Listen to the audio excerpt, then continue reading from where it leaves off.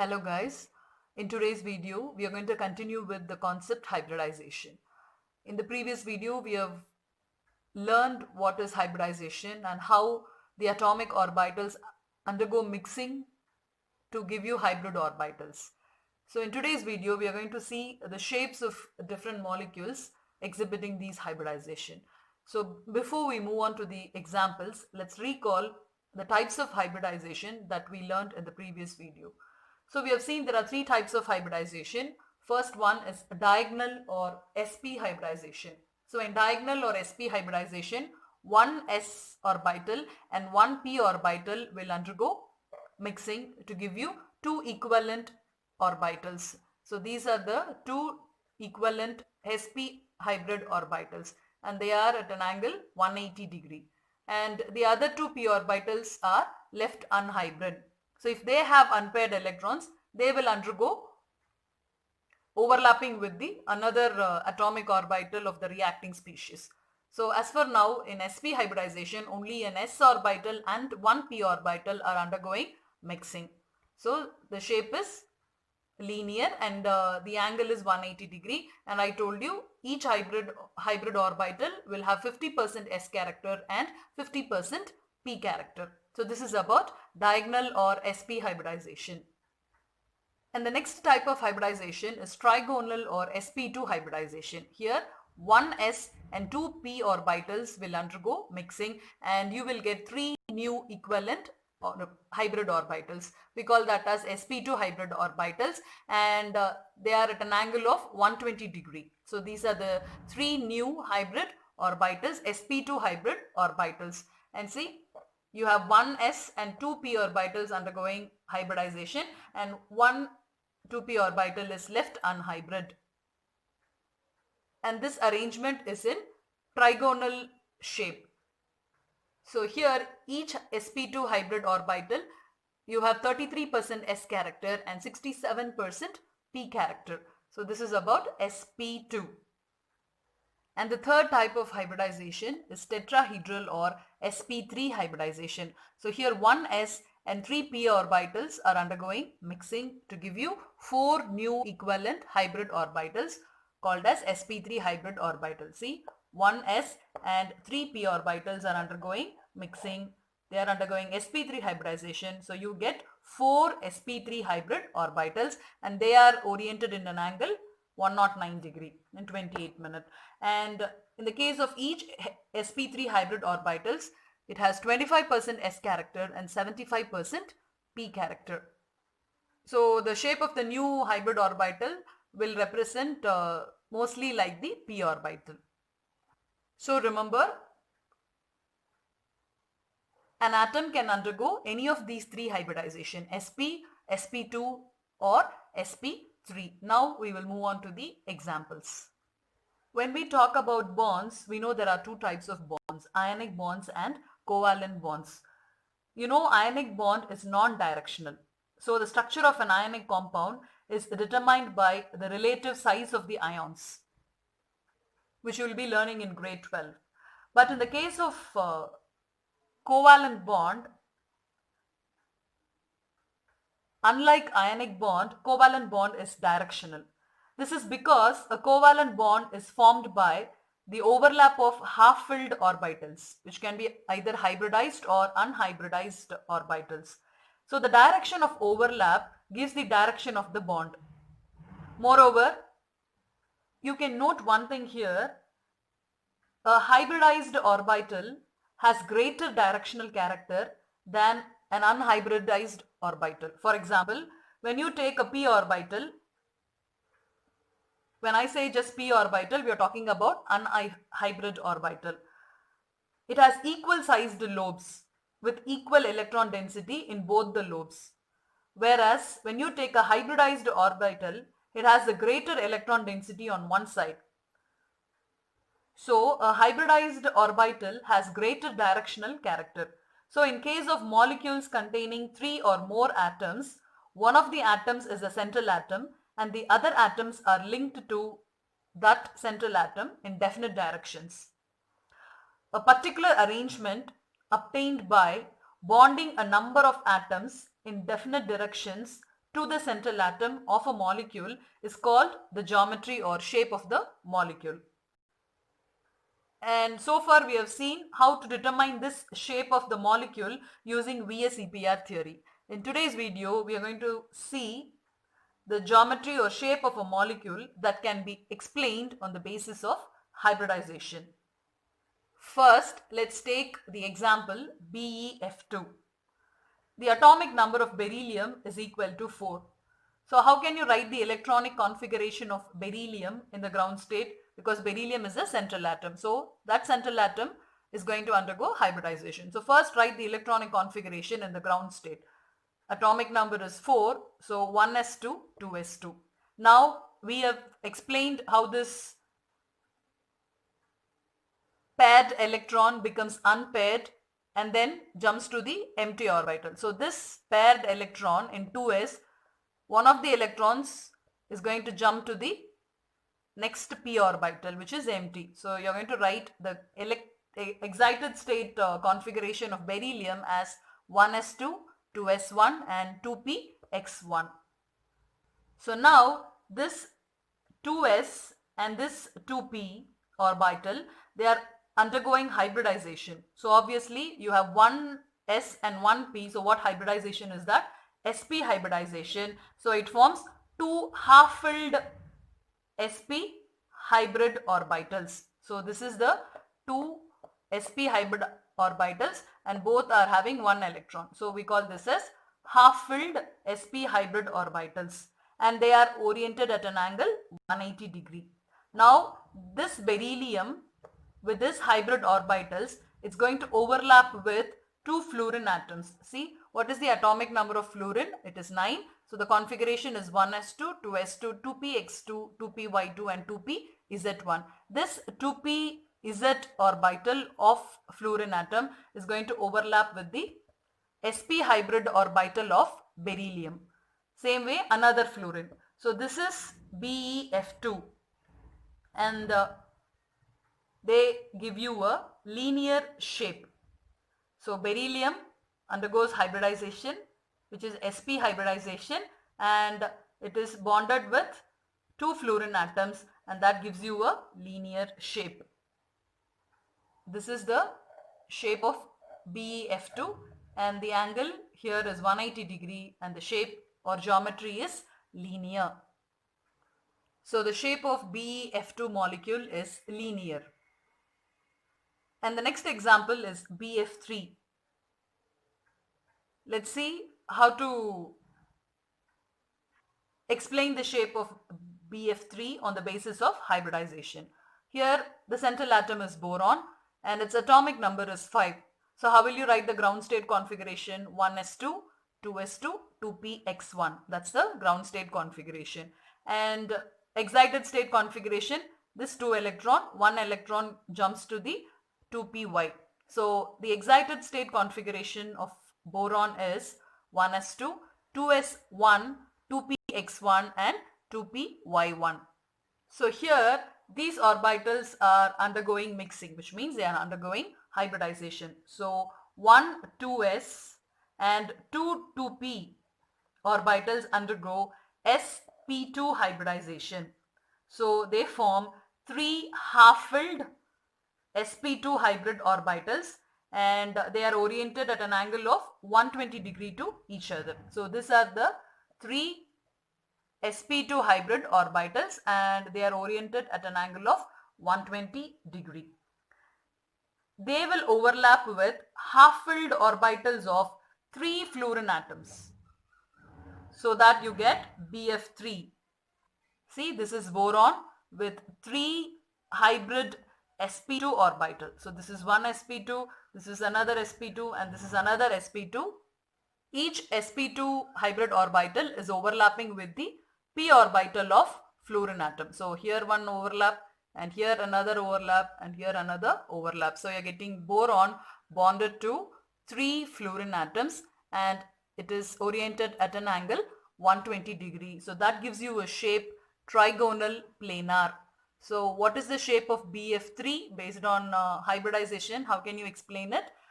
The shape of BF3 is trigonal planar, and this is how you explain based on hybridization. What is the hybridization of boron in BF3? It is sp2 hybridization. The third example is CH4.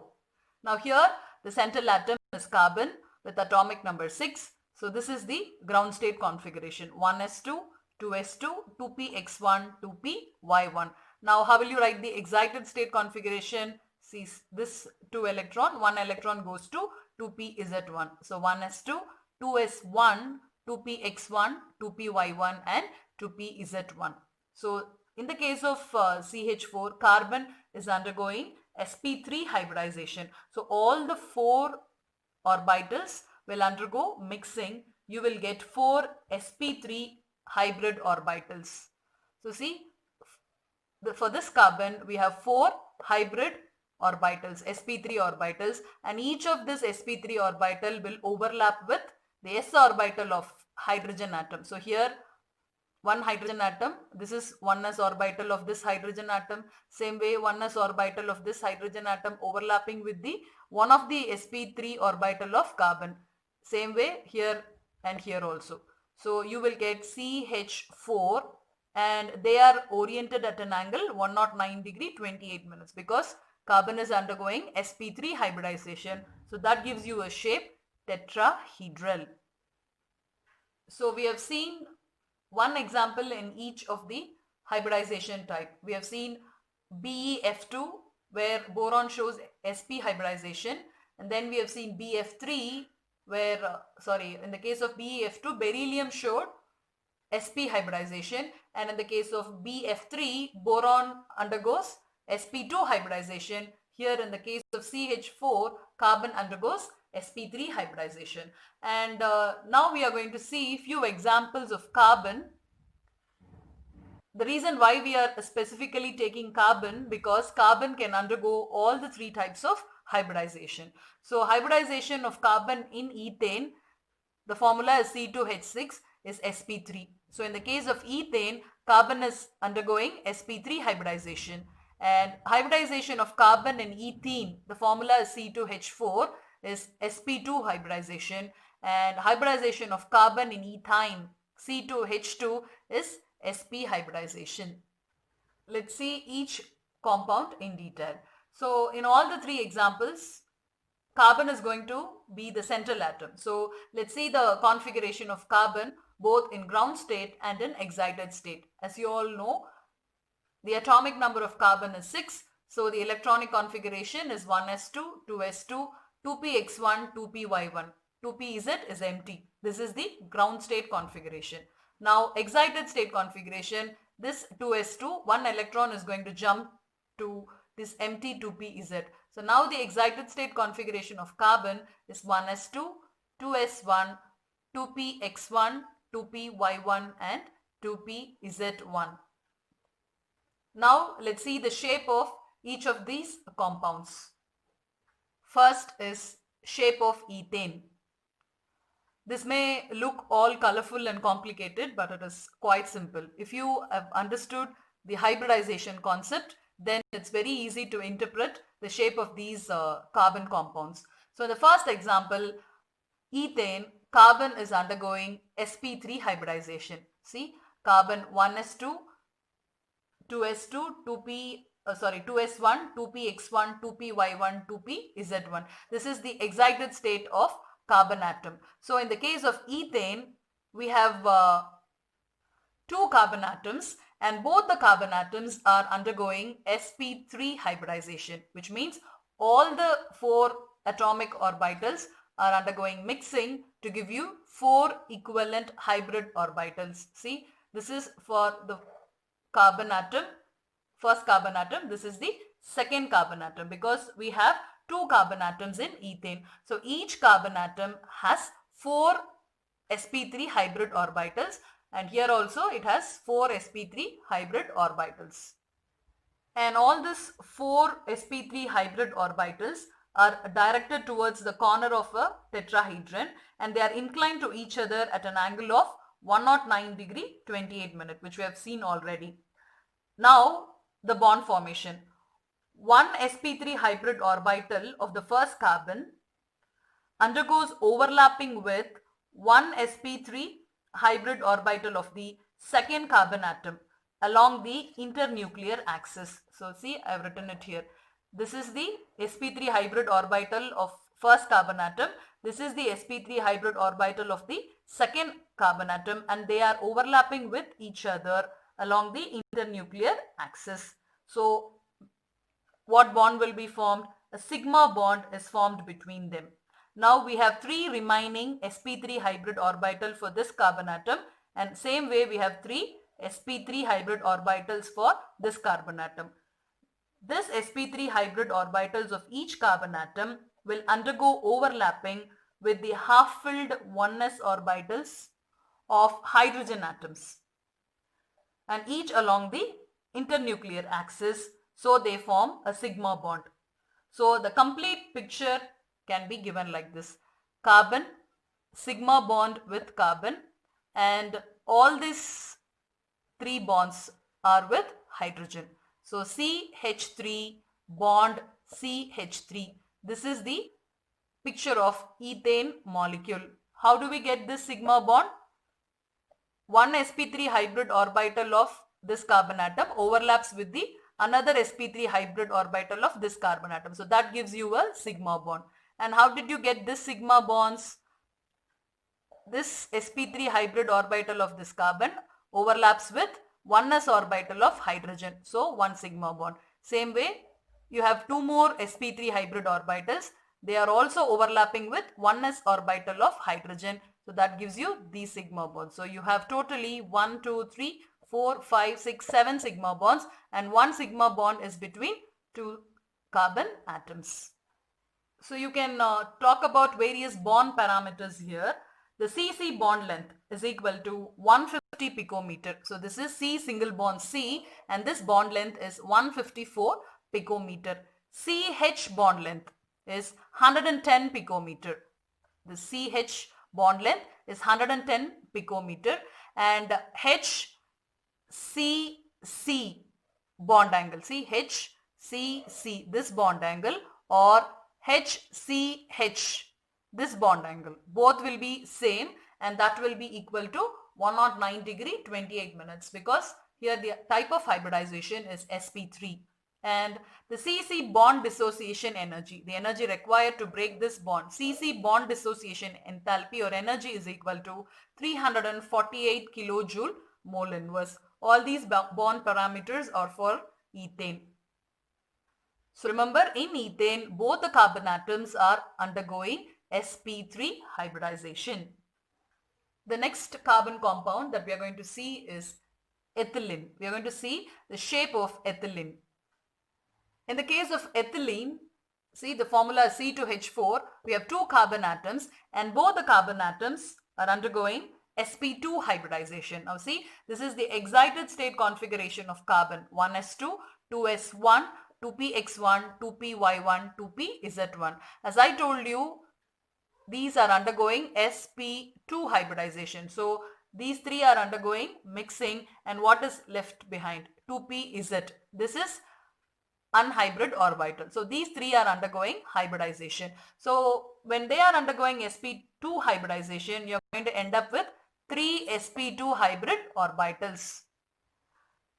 The three sp2 hybrid orbitals of each carbon atom, they are planar and they are inclined to each other at an angle of 120 degree, which we have seen already. Now one sp2 hybrid orbital of the first carbon atom. So this is the sp2 hybrid orbital. There are three sp2 hybrid orbitals. Let's take this as carbon 1. There are two carbon atoms. So this hybrid orbital is for one carbon, and I have represented the unhybrid 2pz also here. See, this is the unhybrid 2pz. So together carbon will be like this. It has three hybrid sp2 orbitals and one unhybrid p orbital. This is for carbon 1 and this is for carbon 2. See, for carbon 2 also we have three sp2 hybrid orbitals and one unhybrid pz. So now what will happen? One of the sp2 hybrid orbital of the first carbon overlaps with one sp2 hybrid orbital of the second carbon atom along the internuclear axis, forming one sigma bond between them. So you're going to get one C because of this overlap, okay, between these two carbon atoms, you're going to get a sigma bond. Now what will happen? The other two hybrid orbitals of carbon, sp2 hybrid orbitals of carbon, overlap with the half-filled 1s orbital of hydrogen atom.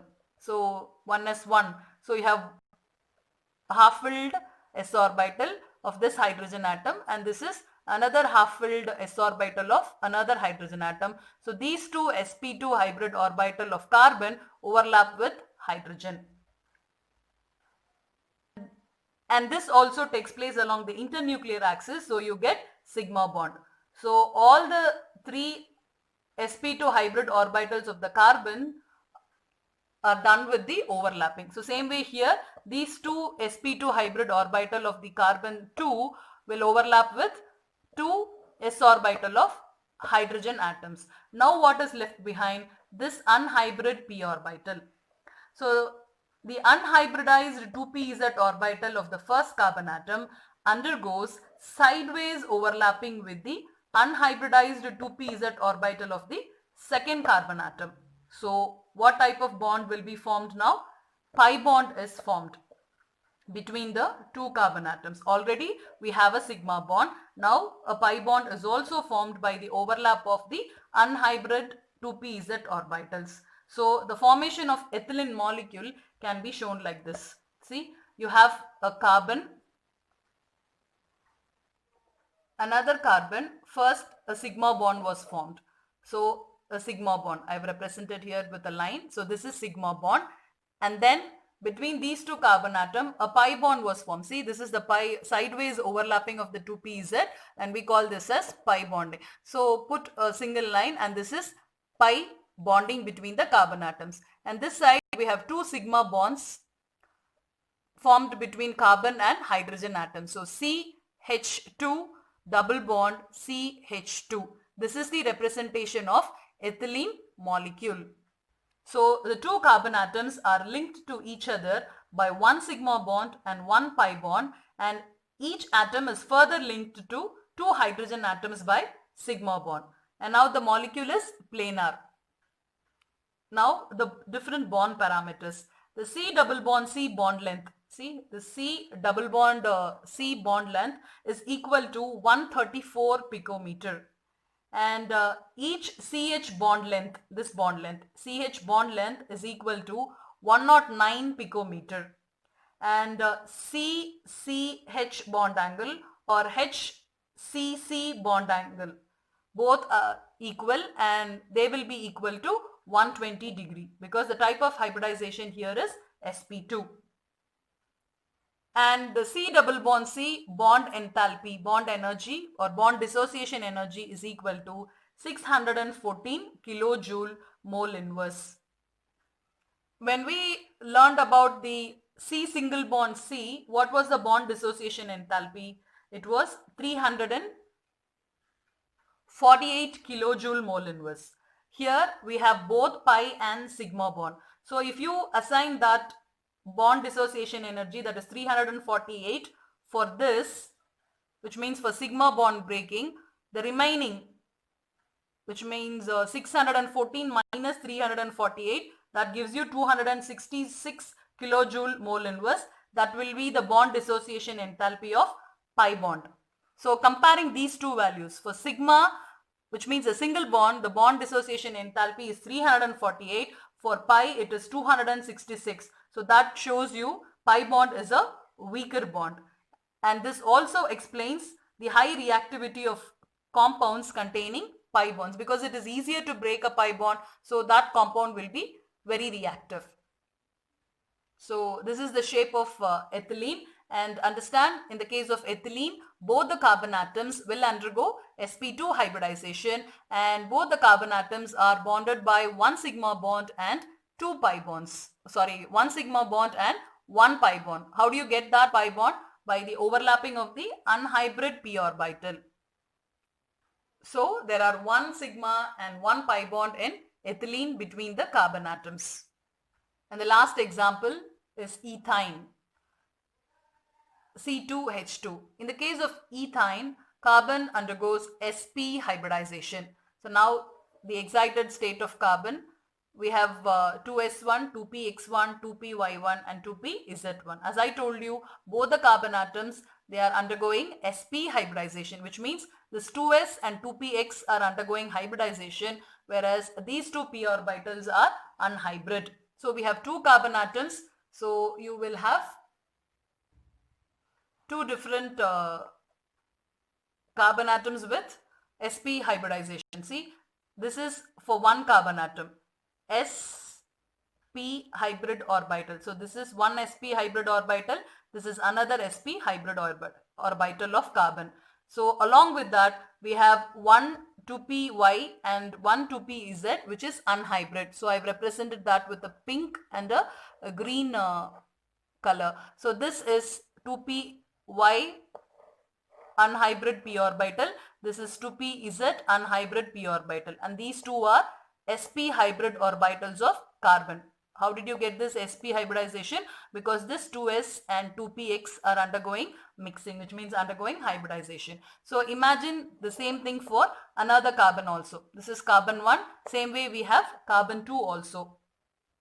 So in the case of ethine, carbon has two unhybridized 2p orbitals in their original state, which means unhybridized state. And the two sp hybrid orbitals of each carbon atom, they are linear. So they are 180 degree apart. Now one sp hybrid of the first carbon atom overlaps with one sp hybrid orbital of the second carbon atom, like this. So this is carbon 1, this is carbon 2. This carbon has two sp hybrid orbitals, and this carbon also has two sp hybrid orbitals. So one sp hybrid orbital of this carbon atom overlaps with the another sp hybrid orbital of the another carbon atom along the internuclear axis. So that gives you a sigma bond between them. So in each carbon atom, you have one more sp hybrid orbital, and that will overlap with the half-filled 1s orbital of hydrogen atom, forming a sigma bond. So you have CH bond here, and same way CH bond here. Now coming to the unhybrid p orbitals.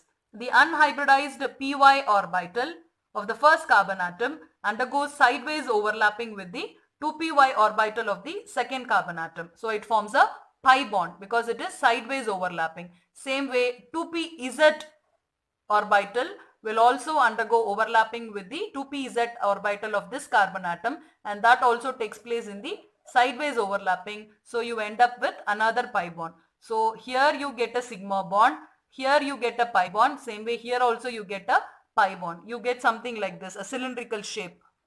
So all the carbon and hydrogen atoms are linear, and there is electron cloud above and below, in the front and in the back of the CC axis.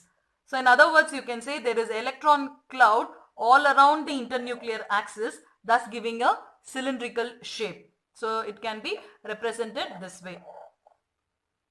See, carbon, single bond carbon, which is sigma bond, another bond which is pi bond, and one more bond, pi bond. So here you have C bond H, again sigma. So C single bond H, triple bond C single bond H. So there is 3 bonds between carbon atoms, and one bond is sigma bond, other 2 are pi bonds. Now coming to the bond parameters, the C triple bond C bond length is 120 picometer, CH bond length is 108 picometer, and the bond angle HCH bond angle is 180 degree, and the bond dissociation enthalpy is 811 kilojoule mole inverse, because you have 1 sigma and 2 pi bonds.